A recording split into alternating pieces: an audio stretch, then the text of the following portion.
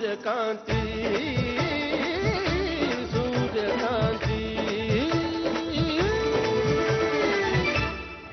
ನನ್ಗೀಗ ಅರ್ಜೆಂಟಾಗಿ ದುಡ್ಡು ಬೇಕು.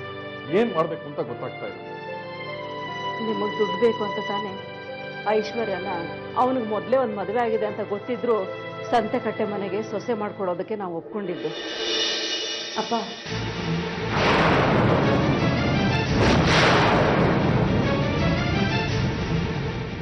ಏನು ಏನೋ ಐಶ್ವರ್ಯ ಮದುವೆ ದುಡ್ಡು ಅಂತ ಮಾತಾಡ್ತಾ ಇರೋ ಹಾಗಿತ್ತು. ಮದುವೆ ದುಡ್ಡು ಅಂತ ಎಲ್ಲೋ ಬೇರೆ ಏನು ಕೇಳಿಸ್ಕೊಂಡ್ಯಾ ಅನ್ಸುತ್ತಮ್ಮ. ಈಗ ನಾನು ಬಂದಿರೋದು ಬೇರೆ ಕಾರಣ.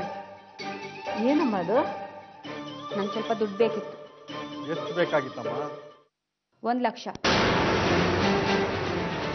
ಅಷ್ಟೊಂದು ಯಾಕಮ್ಮ? ಈ ಟೈಮಲ್ಲಿ ಅಷ್ಟೊಂದು ಹಣನ ಯಾಕೆ ಕೇಳ್ತೀನಿ? ಕಾಂತಿಗೋಸ್ಕರ. ಕಾಂತಿಗೋಸ್ಕರನಾ?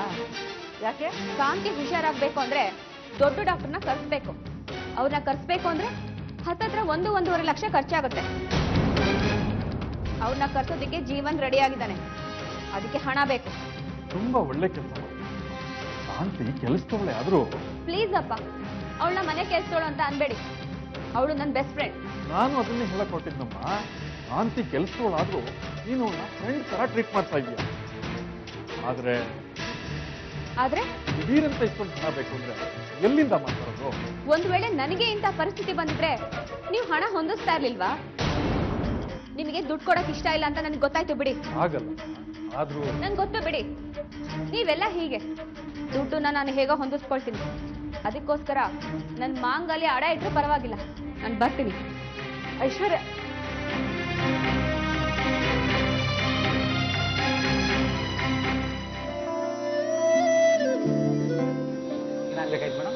ನನ್ನ ಹತ್ರ 4 ಬೆಳೆ 2 ಸರ ಇದೆ. ಅದನ್ನ ಅಡ ಇಡಬೇಕಾಗಿತ್ತು.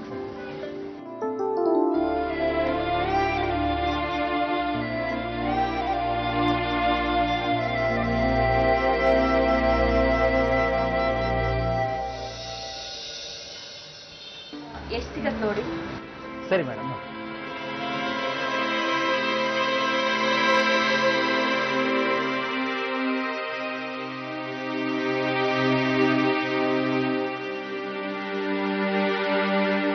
ಸಾರಿ ಮೇಡಮ್, ಇದು ಒರಿಜಿನಲ್ ಚಿನ್ನ ಅಲ್ಲ. ನಿಮ್ಗೆ ಯಾರೋ ಮೋಸ ಮಾಡಿದ್ದಾರೆ. ರೀ, ಏನ್ರಿ ಮಾತಾಡ್ತಾ ಇದ್ದೀರಾ? ಇದೆಲ್ಲ ನಮ್ಮ ಅಪ್ಪ ಅಮ್ಮ ನನ್ನ ಮದುವೆ ಟೈಮಲ್ಲಿ ಹಾಕಿದ ಒಡವೆಗಳು.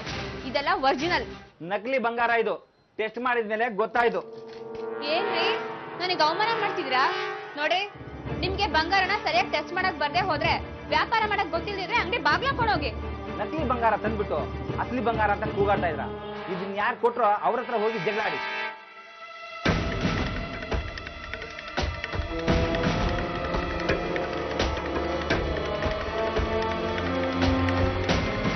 ಏನಮ್ಮ ಐಶ್ವರ್ಯ, ಯಾವಾಗ್ಲೂ ನಿಮ್ಮ ಅಮ್ಮನ್ಗೆ ಫೋನ್ ಮಾಡಿ ಮಾತಾಡ್ತಿದ್ದೆ, ಅಪರೂಪಕ್ಕೆ ನನಗ್ ಫೋನ್ ಮಾಡ್ಬಿಟ್ಟಿದ್ಯಾ?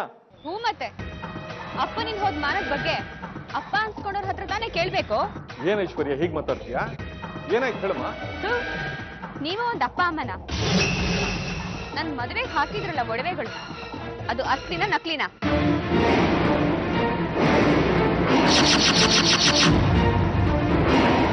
ಯಾಕೆ ಸುಮ್ನಾದ್ರಿ? ನಾನು ನಿಮ್ಮ ಅಸ್ಲಿ ಮಗಳೇ ಮಾತಾಡ್ತಾ ಇರೋದು. ಮೊದ್ಲು ನನ್ನ ಪ್ರಶ್ನೆಗೆ ಉತ್ತರ ಕೊಡಿ. ಅಲ್ಲಮ್ಮ, ಈ ಕಾಲದಲ್ಲಿ ಕಳ್ಳರು ಕಾಕರ ಕಾಟ ಜಾಸ್ತಿ. ನೀನು ಇರೋ ಬರೋ ಬಂಗಾರದ ಒಡವೆ ಎಲ್ಲ ಮೈ ಮೇಲೆ ಹೇರ್ಕೊಂಡು ಅಲ್ಲಿ ಇಲ್ಲಿ ತಿರುಗಾಡ್ತಾ ಇರ್ತೀಯ. ನೀನ್ ತೊಂದರೆ ಆಗ್ಬಾರ್ದು ಅಂತ ಹೇಳಿ ನಿನ್ ಸೇಫ್ಟಿಗೋಸ್ಕರ ಹಾಗೆ ಮಾಡಿದ್ಬೇಕಲ್ಲ. ಸಾಕ್, ಸುಮ್ನೆ ಇರಿ. ಒಂದ್ ಸುಳ್ಳು ಮುಚ್ಚಾಕಕ್ಕೆ ಇನ್ನೊಂದ್ ಸುಳ್ಳು. ನೀವಿದ್ರ ಸುಳ್ಳು ಹೇಳ್ಕೊಂಡು ಹೋದ್ರೆ ನಿಮ್ ಮಗಳ ಜೀವನ ಉದ್ಧಾರ ಆಗಲ್ಲ, ಇನ್ನು ಹಾಳಾಗೋಗುತ್ತೆ. ನಿಮ್ ಮಗಳಾಗ ಹುಟ್ಟದ್ನಲ್ಲ, ಅದ್ ನನ್ ತಪ್ಪು. Hello hello,